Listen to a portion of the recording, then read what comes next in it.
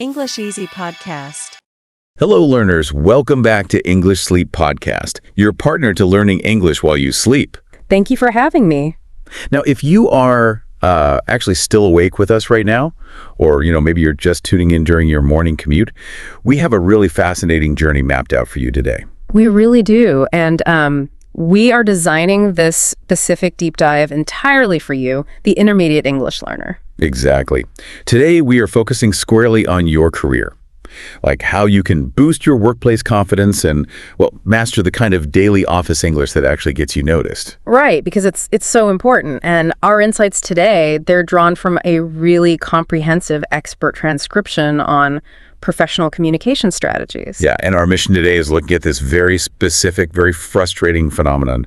I like to call it the invisible employee. Oh, I love that term, the invisible employee. Right, because picture this, you sit at your desk, your reports are just flawless, your analysis is deep, and you hit every single deadline. Yeah, you're doing everything right. But then, the moment you step into the boardroom for a high-stakes meeting, it is as if your English vocabulary just puts on a tiny coat and leaves the room. It just walks right out the door. Exactly. You become a ghost. It's a painfully common reality, honestly. And I'm incredibly glad we're centering our discussion on this today because what's fascinating here is that the root cause is almost never a lack of intelligence. Right. Or a lack of good ideas. The employee's underlying idea is usually brilliant. The friction happens because the sentences carrying those ideas into the room are, they're just a little tired, they're passive. Yeah, they lack structural support. Exactly. When you're operating in a second language in a high-pressure environment, your brain just defaults to the safest, most basic sentence structures possible, just to avoid making mistakes, Oh, totally. Which is why our mission today is to upgrade that structural support. We want to give your sentences better shoes, so to speak. Better shoes. I like that. And we're exploring how shifting from passive language to, proactive professional phrasing doesn't just change your vocabulary. It fundamentally changes how leadership perceives your value. I think that concept of defaulting to safe language perfectly explained our first hurdle today. The core issue of professional visibility. Mm-hmm. Doing good work isn't enough anymore. Your work needs a microphone. Right, because when you are just trying to survive the workday in a second language, you might rely on the most basic professional statement possible. Something like, I do my work. The classic biz line. Yeah, I call it the tiny office sandwich. Like, it's not wrong, but it's very small. And while it's factually true, it operates like professional camouflage. It blends you right into the background. It's a completely passive existence. You're just waiting for the work to happen to you. And in modern corporate environments, doing good work in the shadows is... it's just no longer enough. Yeah, if you simply just do your work, managers subconsciously view you as operational overhead, like you're someone who requires constant instruction. Which brings us to our very first power word today. Our first strategy for upgrading your language is transitioning to being proactive. Proactive. Okay, let's unpack this because it's a buzzword that gets thrown around a lot, right? Oh, constantly. But instead of that passive, I do my work, you elevate your stance by saying, I want to be proactive and share a strategy. So being proactive is essentially about anticipating friction. Like you are looking at a project, spotting a bottleneck that hasn't even happened yet, and addressing it before it becomes a full-blown crisis. Exactly. It's showing up before the problem becomes a fire. Right. Before the room is burning and everyone is just holding their coffee thinking, feels warm in here. Yes. When you do that, you are actively removing cognitive load from your manager's plate. Leadership is constantly overwhelmed by decision fatigue. So if a crisis hits and you just stand there waiting for orders, you're just adding to that fatigue. Let's actually have our listeners practice this word. Good idea. Wherever you are right now, I want you to say it slowly with us. Ready? Proactive. Excellent. Let's anchor this in reality with a simulation. Let's imagine a scenario we call the Wednesday panic. Oh, the dreaded Wednesday panic. Right. You're staring down a massive deadline for Friday, but you've just looked at the data on Wednesday afternoon and realized, mathematically, the team is not going to finish on time. Okay, let's role play this. I'll be the stress manager, you be the employee. All right, so if I'm trapped in that passive mindset, I might just walk into your office and say, the data is late, we can't finish, tell me what to do. And as the manager, my stress spikes immediately. By saying, tell me what to do, you've transferred all the anxiety, all the problem solving right onto my shoulders. So let's rewind. How does an indispensable employee handle this? Let's simulate the proactive approach. Go for it. Okay, I'd say, I noticed our Friday deadline may be at risk. I'll take a proactive approach and prepare a few options, like sending an executive summary on Friday or requesting an extension. Would you like to review them? The psychological shift there is immense. My stress just plummets. You didn't just report panic, you showed maturity. But, okay, let me push back on this just slightly, because a lot of learners might hear this and think, does being proactive just mean doing everyone else's work? That's a really valid fear. Like, am I just inviting scope creep? Exactly. Am I going to end up working all weekend because I spoke up? But the reality is, you are going to have to do the work to fix that Friday deadline anyway, right? Yeah. Whether you chose the solution or your manager forced one on you. Oh, that's a good point. Being proactive isn't about doing more work. It's about making your thinking visible. It gets you the credit for being a strategic problem solver rather than just a laborer following orders. That makes perfect sense. Okay, so once you decide to be proactive, you raise your hand in the meeting, but then the fear kicks in. The cognitive load of translating your thoughts, reading the room, it overloads your brain. And then comes the word confetti. Yes, the word confetti. You just throw 100 words into the air, speaking incredibly fast, hoping that somewhere in that mess, a coherent point lands. It's the dreaded meeting marathon.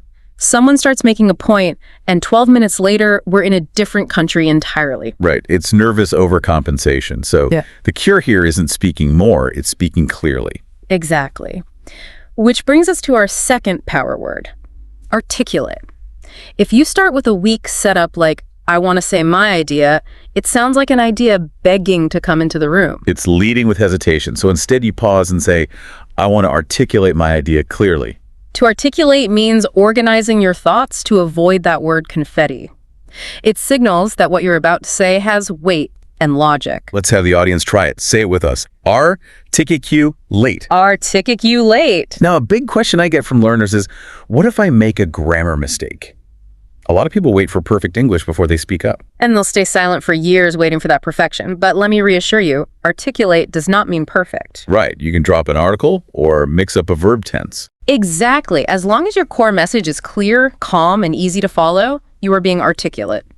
Don't stay silent waiting for perfection. An imperfect sentence that solves a problem is infinitely more valuable than perfect silence. I love that. Okay, but communication goes both ways. We know how to articulate our own ideas now. Yeah. But what happens when someone else is speaking and we have absolutely no idea what they mean? The jargon smokescreen. Yes, you know that exact moment. The other person is using dense, cross-department jargon, and you just do the international workplace nod. The nod. We've all done it. You smile, you nod, but inside you're saying, I have left the planet. You're just secretly hoping someone sends notes later. It's a survival tactic. But saying bluntly, I don't understand, is too direct. It centers your deficit. This is where we deploy the magic of our third power word. Clarify. Clarify. Making something clearer. Let's practice that one. Say it with us. Clarify. Clarify. By using this, you step into the role of a quality auditor rather than someone who is falling behind. Let's do a simulation with some technical vocabulary. I'm going to be the colleague who uses way too much jargon. Ready? Oh, I'm ready. Hit me. All right, team. We need to align the internal timeline with the client-facing expectations before we revisit the delivery framework and finalize the post-launch communication strategy. Okay, so internally, I have no idea what you just said, but I don't do the nod. I politely stop the meeting and say, I'm not sure I follow. Could you clarify the main point? Wow, yeah. It forces the speaker to drop the buzzwords. And one brave question usually saves the whole room. Because if you didn't understand it, half the native speakers didn't either. You look focused rather than weak. Asking questions is a great safe maneuver. But what about when you actively disagree? Because opinions are they're like dangerous little animals. Opinion bricks. If you just throw a raw opinion across the room, it scares people. Right. You say, I think this is not good, and everyone gets defensive. But you have to learn to disagree professionally to negotiate and boost your career. Exactly, which requires our fourth and fifth power words, perspective and assertive. Let's take perspective first. Instead of the harsh, I think this is bad, you use perspective as a cushion. You say, from my perspective, this approach may need some adjustment. From my perspective, let's practice. Perspective. Perspective, and this leads right into assertive. Yes, the office Goldilocks. Because aggressive is saying, you're wrong. Passive is hiding under a desk with a blanket saying, maybe, sorry, never mind. Right, and assertive is right in the middle. Confident, clear, and respectful. Let's review the pronunciation. Assertive. Assertive. Okay, let's put these into a high-stakes simulation. A financial negotiation. Specifically, a sudden budget reduction during an emergency meeting. Very stressful. Very. I'll play the senior manager demanding aggressive cuts. Look, we need to drastically reduce the budget for the testing phase immediately. It's a waste. I see your point, but I have a different perspective. If we reduce the budget there, we may affect the quality of the final result. Notice how steady you sounded there. Not angry at all. You validated my concern, then introduced your perspective assertively. You have to control the emotional temperature of the room. Absolutely. Okay, we've navigated budgets, but now for the most delicate office situation of all.